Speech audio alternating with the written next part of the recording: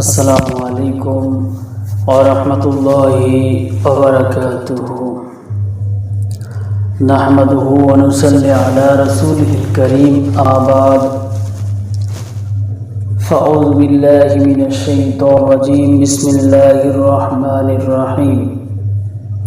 व अक़ीमुस सलाता व आतुज़ ज़काता वरकऊ मअर राकिईन। सदक़ल्लाहुल अज़ीम। समस्त प्रशंसा সেই মহান আল্লাহ পাকের দরবারে, যে আল্লাহ সুবহানাহু ওয়া তাআলা আমাদেরকে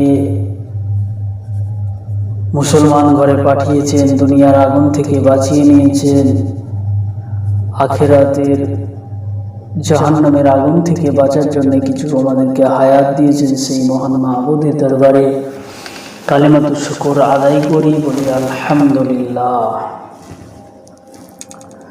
ভাই ও বাবাজিরা ও দূর দূরান্ত থেকে যারা এই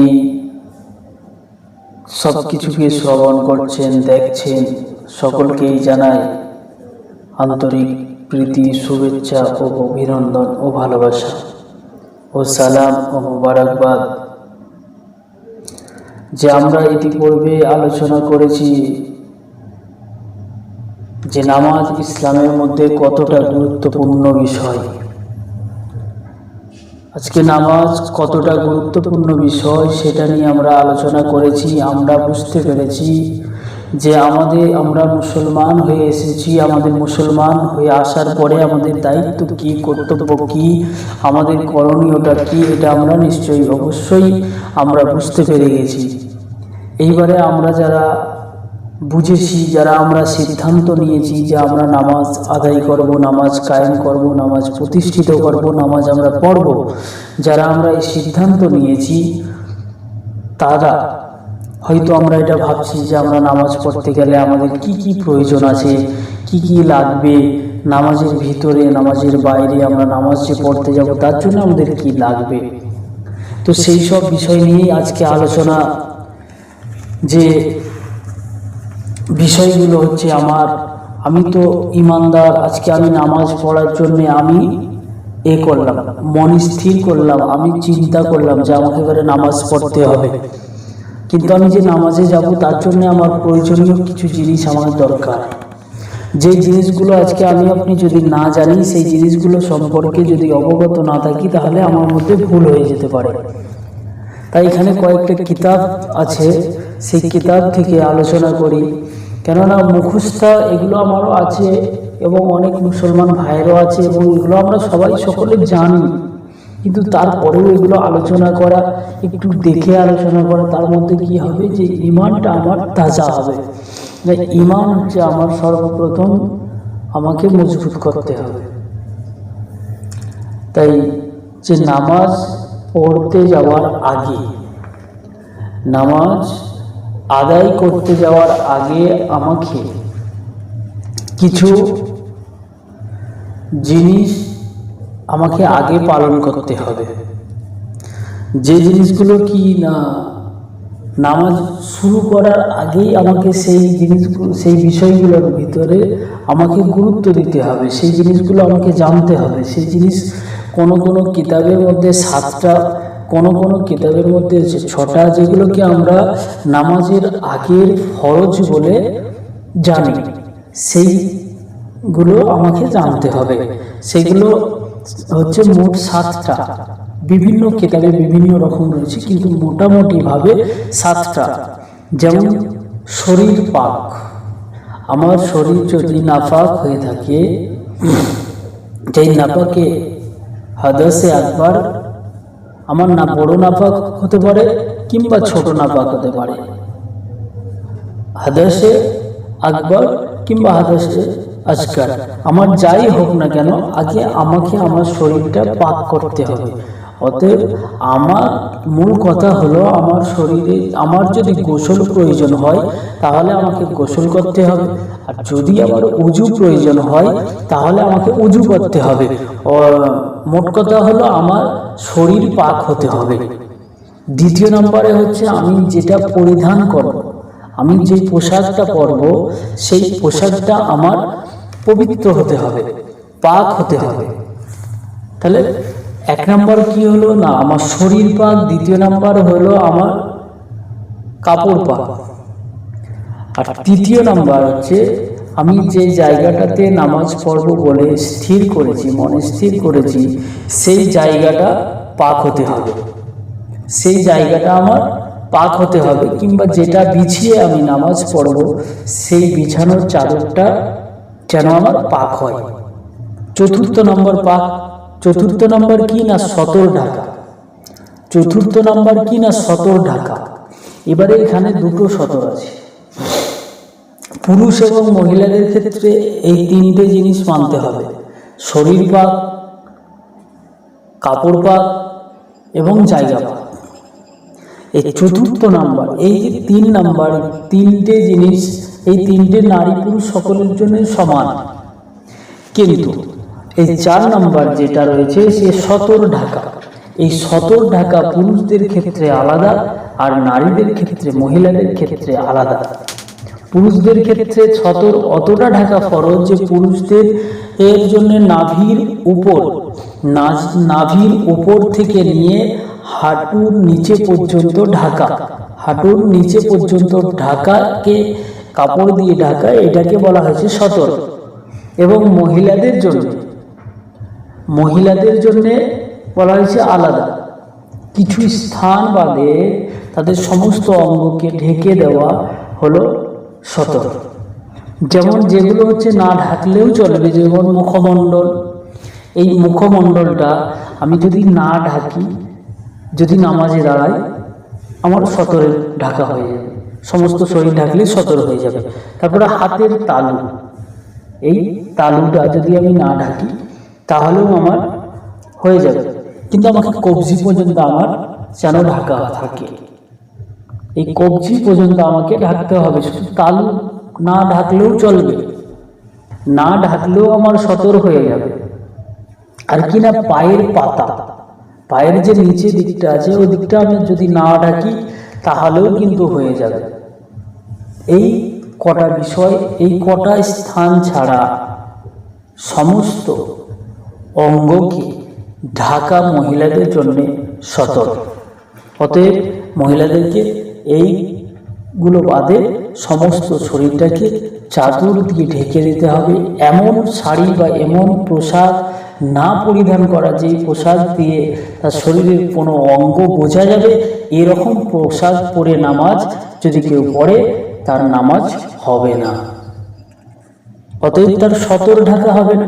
আর সতর ঢাকা যদি না হয়, তার শরীর তার বা অঙ্গ যদি দেখা যায় তাহলে তার সতর ঢাকা হলো না। আর যার সতর ঢাকা হবে না তার কিন্তু নামাজ হবে না। 5 নম্বরে হলো যে কিবলামুখী হওয়া, কাবা শরীফের দিকে মুখ করা। যেমন আমাদের এখানে পশ্চিম দিকে কেবলা, তাই যে যেখানে বাস করি যার যেই দিকে কেবলা তার সেই দিকে কেবলামুখী হয়ে তাকে দাঁড়াতে হবে। 6 নম্বর কি না নামাজের জন্য নির্দিষ্ট সময় হওয়া, যে কোনো অক্ত চেনা, যাকে বলা হয় অক্ত চেনা। আমি জোহরের নামাজ পড়ব, জোহরের অক্তটা হয়েছে কি হয়নি এটা আমাকে জানতে হবে। ফজরের নামাজ পড়ব, ফজরের অক্ত হয়েছে কি হয়নি। আসরের নামাজ পড়ব, আসরের অক্ত হয়েছে কি হয়নি। মাগরিবের নামাজ পড়ব, মাগরিবের অক্ত হয়েছে কি হয়নি। ঈশার অক্ত নামাজ পড়ব, ঈশার অক্ত হয়েছে কি হয়নি। কিংবা ঈশার সময় না মাগরিব পড়ি, মাগরিবের বেলা না ঈশা পড়ি, অতএব আমাকে অক্ত চিনতে হবে। 6 নম্বর। 7 নম্বর কি না নিয়ত করা। 7 নম্বর হলো নিয়ত করা, যে আমার এই নিয়ত করা যে আমি জোহরের নামাজ পড়ছি, আমি জোহরের নামাজ পড়ব। এই যে জিনিসটা, এই নাওয়াই তুয়ান, এই যে নিয়ত আছে, এই নিয়ত যদি না করে নামাজ হয়ে যাবে, কিন্তু এই নিয়তটা তার থাকবে যে আমি জোহরের নামাজ আদায় করছি। এটা তার মনে মনে নিয়ত যদি হয়ে যায় তাহলে নামাজ হয়ে যাবে। এ গেল নামাজের বাইরে 7টা ফরজ, নামাজের বাইরে 7টা ফরজ। এরপরে আসছে আমাদের নামাজের ভিতরে। এগুলো তো আমি এবারে কমপ্লিট, আমি শরীর পাক করে নিলাম, কাপড় পাক করে নিলাম, জায়গা পাক করে নিলাম, সতর ডেকে নিলাম, কিবলামুখী হয়ে গেলাম, নামাজের নির্দিষ্ট সময় জেনে নিলাম, নির্দিষ্ট অক্ত চিনে নিলাম।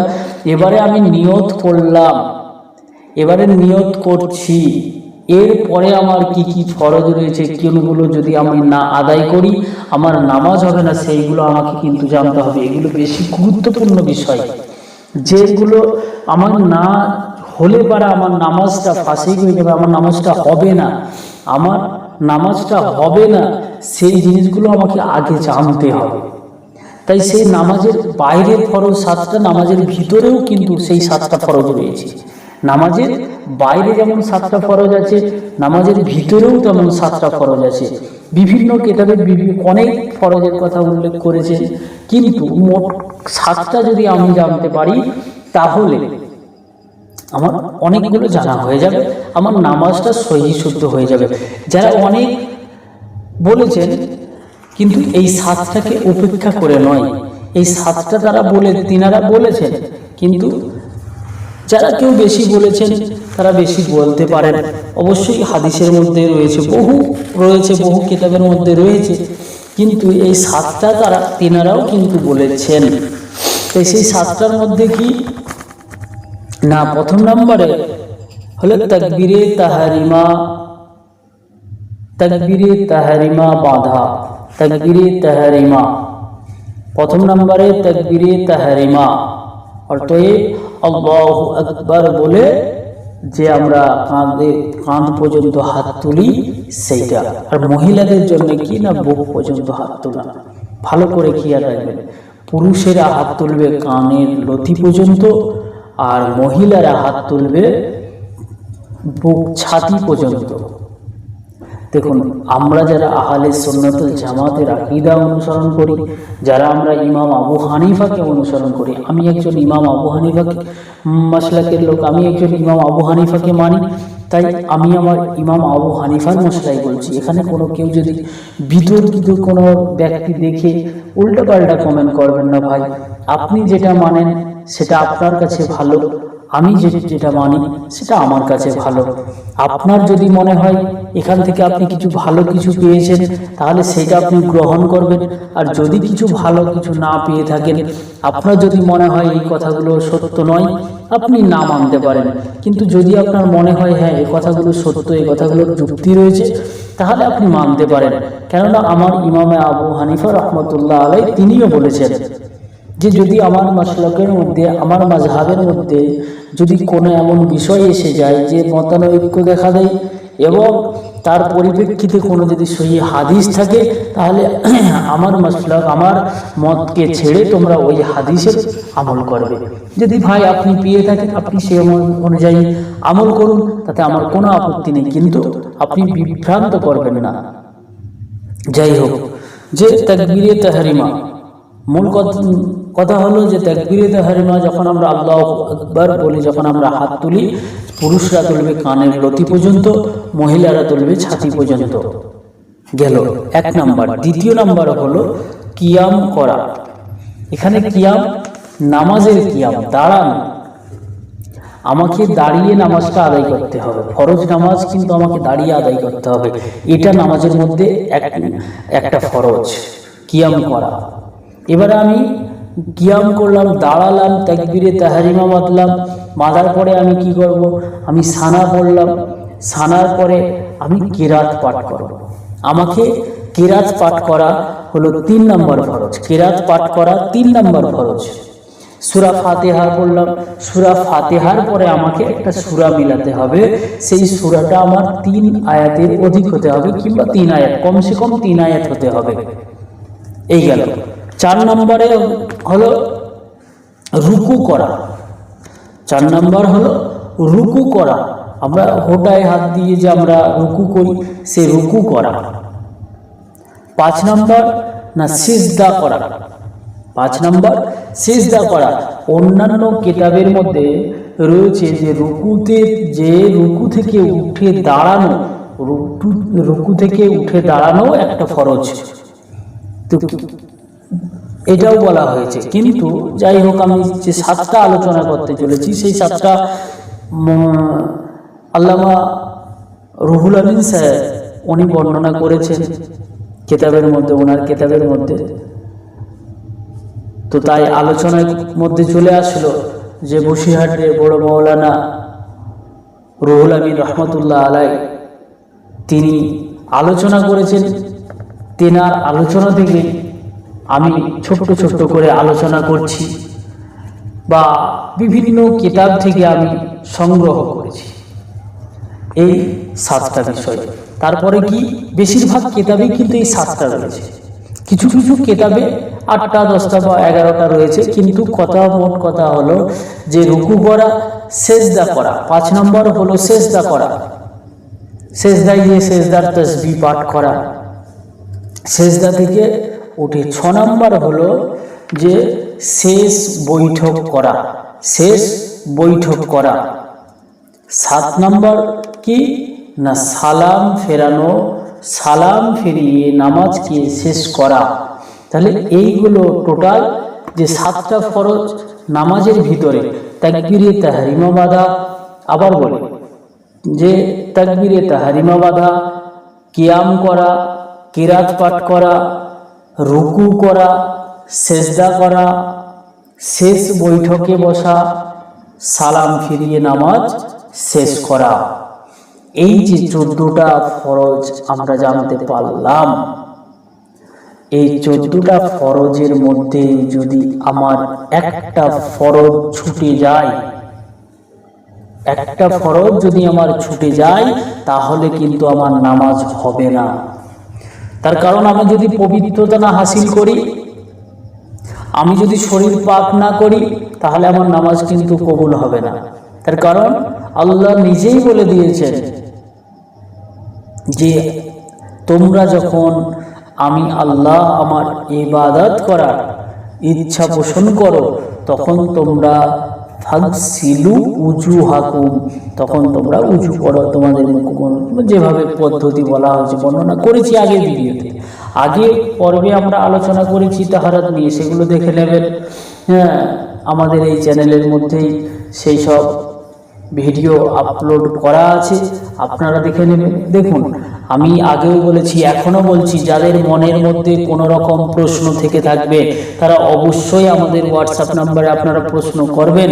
এবং এক ভাই প্রশ্ন করেছেন ইতিমধ্যে, আমার এটা খুব দেখে খুব ভালো লাগলো এবং তাকে অসংখ্য অসংখ্য ধন্যবাদ যে সে ভাই আমাদের এই ভিডিও দেখে একটা প্রশ্ন করেছেন যে ভাই আপনি তো বললেন, উজুর কথা বললেন, পবিত্রতার কথা বললেন, গোসলের কথা বললেন, নামাজের গুরুত্ব বললেন, কিন্তু আমরা ধরে নেন আমি এমন একটা জায়গায় রয়েছি সেখানে আমি পানি পেলাম না, তাহলে আমি গোসল কিভাবে করব, আমি সেখানে উজু কিভাবে করব, আমরা তো কিছুই পেলাম না।